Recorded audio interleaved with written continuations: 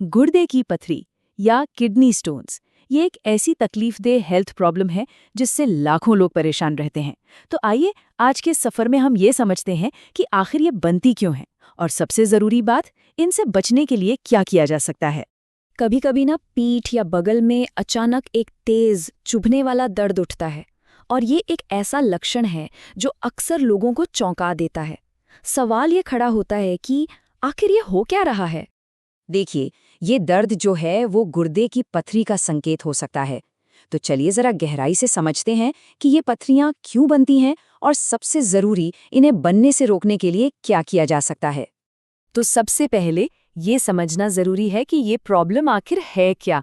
आइए इस आम लेकिन बहुत ही दर्दनाक कंडीशन के बारे में थोड़ा और जानते हैं ताकि इसकी जड़ तक पहुंच सके।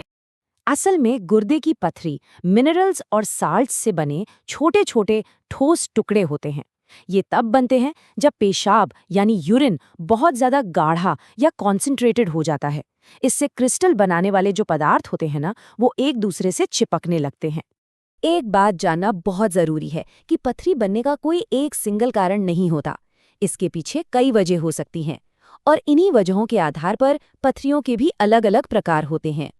तो देखिए, गुर्दे की पथरी के ना 4 मेन टाइप्स होते हैं। सबसे पहले हैं कैल्शियम स्टोन्स, जो सबसे ज्यादा कॉमन है।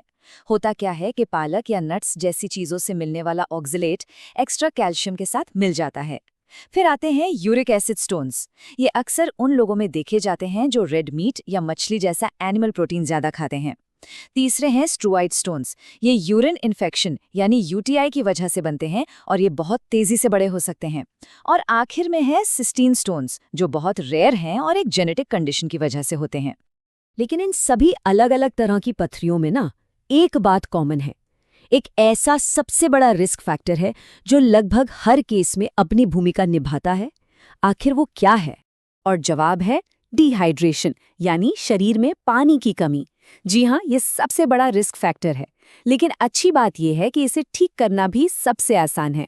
जब हम पानी कम पीते हैं तो यूरिन गाढ़ा हो जाता है, जिससे क्रिस्टल्स को जमा होने का मतलब पत्थर बनने का एक परफेक्ट मौका मिल जाता है। पानी की कमी के अलावा भी कुछ चीजें हैं, जैसे बहुत ज्यादा नमक और चीनी वाला खाना, एनिमल प्रोटीन का ज्यादा सेवन, मोटापा और डायबिटीज या हाई ब्लड प्रेशर जैसी बीमारियां भी पथरी बनने का खतरा बढ़ाती हैं। और हाँ, अगर परिवार में किसी को ये समस्या रही है तो भी रिस्क थोड़ा बढ़ जाता है। चलिए अब बात करते हैं समाधान की। अच्छी खबर यह है कि अपनी लाइफस्टाइल में कुछ सिंपल से बदलाव करके गुर्दे के स्वास्थ्य को कंट्रोल में रखा जा सकता है और इन पथरियों से बचा जा सकता है। इसमें सबसे पहला और सबसे जरूरी कदम है पर्याप्त पानी पीना। रोजाना 2 से 3 लीटर पानी पीने का लक्ष्य रखना चाहिए। इससे यूरिन हल्का पीला और पतला रहेगा और क्रिस्टल्स आसानी से घुल जाएंगे, जमा नहीं होंगे।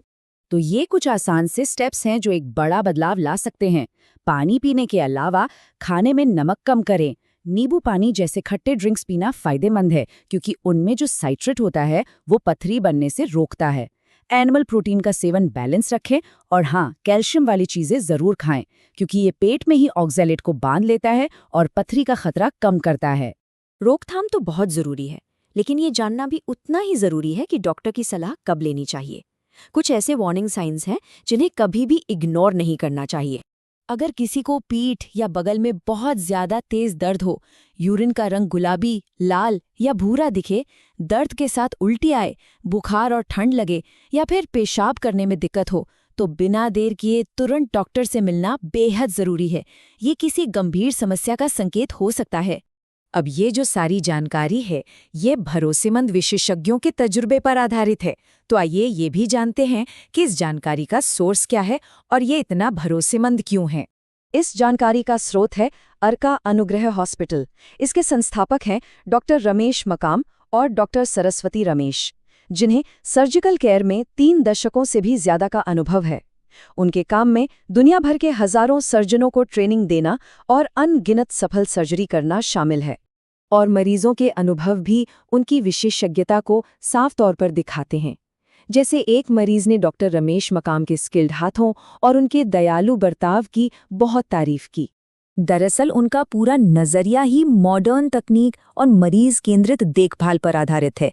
उनका मकसद है मरीजों का जल्दी और बेहतर से बेहतर इलाज करना। तो आखिर में बात घूम फिरकर हमारी रोज की आदतों पर ही आ जाती है। अपनी सेहत को बचाना ये हमारे ही हाथ में है। तो बस एक सवाल खुद से पूछना बनता है, क्या आज गुर्दों को सेहतमंद रखने के लिए उतना पानी पिया गया जितना पीना चाहिए? ये एक सोचने वाली बात है ना?